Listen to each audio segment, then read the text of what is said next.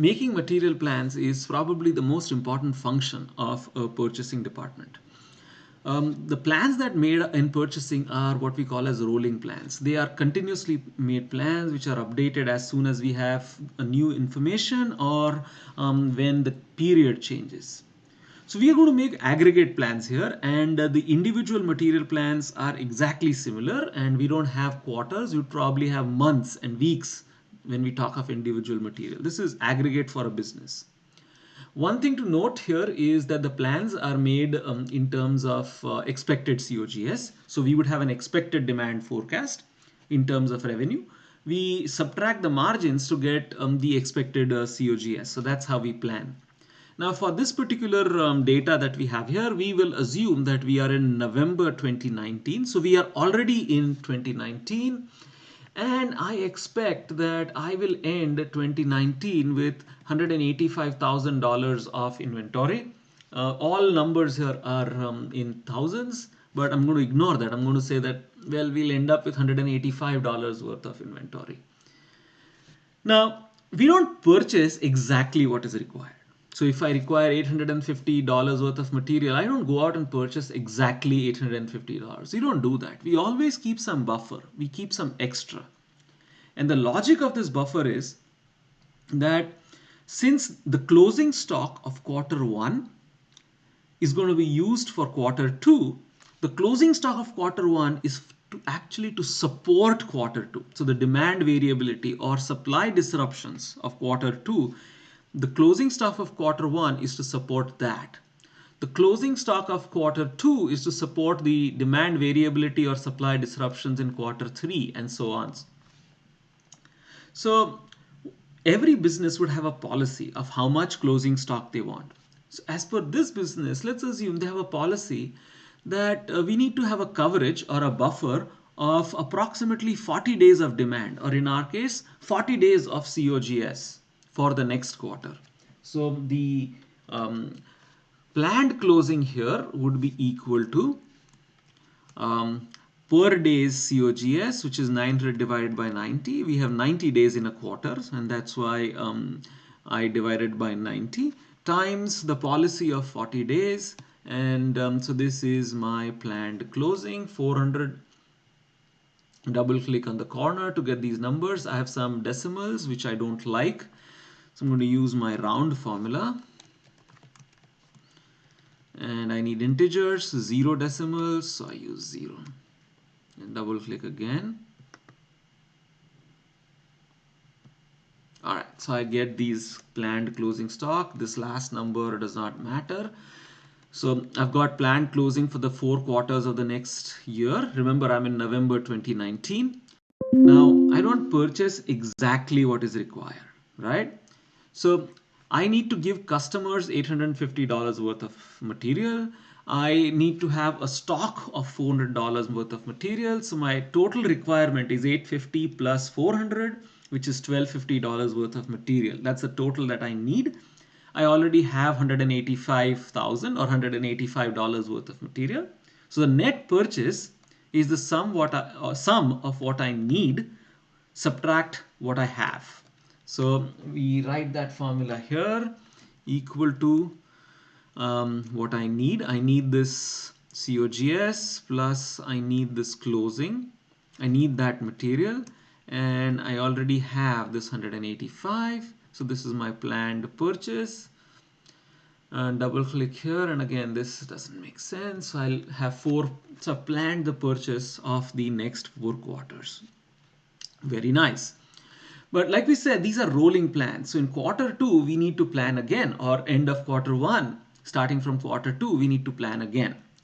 So now let's forward, do a time warp and say that, hey, we are already in February of 2020. So we are already in quarter 1 of 2020. So let's do the new plan. So to do the new plan, I am going to copy the spreadsheet. So this is the spreadsheet which I had made for a plan for 4 quarters starting from Q1 2020.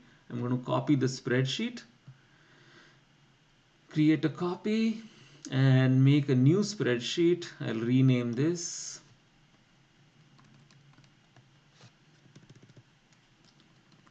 And starting from quarter 2 2020, this is my new spreadsheet here. I'm going to make completely new. Let's go back to the old view. Now to make this spreadsheet, first I need to understand that how am I expecting to do in quarter 1? Will I sell the 850 COGS worth of material, or will I not do it? So let's create some approximation for that. So Q1 2020.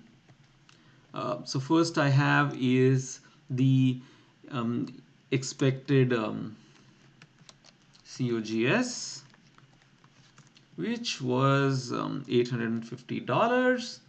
And I have new expected COGS because I'm already in the quarter, right? So I have some new information. Well, I'm not going to sell 850, but maybe I'm going to sell $825,000 of material. So this is my new expected COGS. So the expected closing, or I'll call it actually new expected closing. Sorry.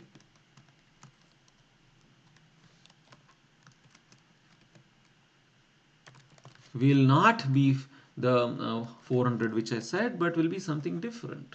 Let's scroll up. So we have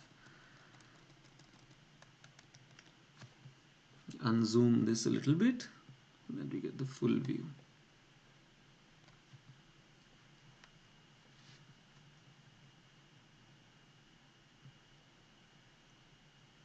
Yeah.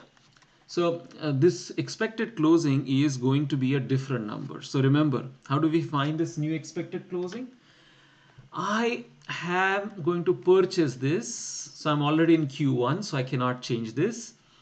I am going to purchase this, and I already had something. I already had, so this is the total. Sum of these two is the total of what I have, minus the consumers are going to use 825. We cannot see it, but yeah, I've selected that. So the new inventory is going to be 425 and not 400 as we had decided. But anyway, so what I'm going to do is we're going to change the numbers on the top here. So this will change. So to ensure that that doesn't change, I'm going to paste special. So I'm going to Control C or Command C if you have Apple. Copy this, paste special values. So yeah, so I know I have 425. That's what I'm going to end up with. So yeah, quarter 4 is gone. I delete this. This number is gone. We don't, this is going to be 825. So I delete it. I select all these numbers, Control C, copy it and paste it. Don't cut it and paste. It'll create a problem. Copy it and paste it up here. This number changes. It's now Q2 2021. And the Q2 forecast, according to what I know now, I'm thinking I'm going to sell actually $1,200. Very good. And this number, remember, we calculated is going to be $425.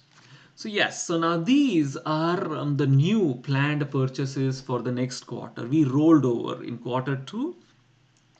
I might have some new information that this number is not going to be 1,050, but this number is going to be $1,100. Um,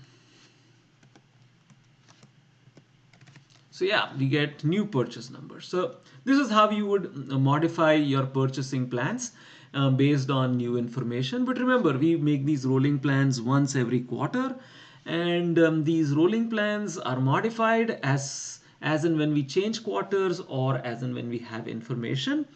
And if you were to make individual material plans for individual items, we would make it exactly similar manner, but we would have months or even weeks in the period column in place of quarters.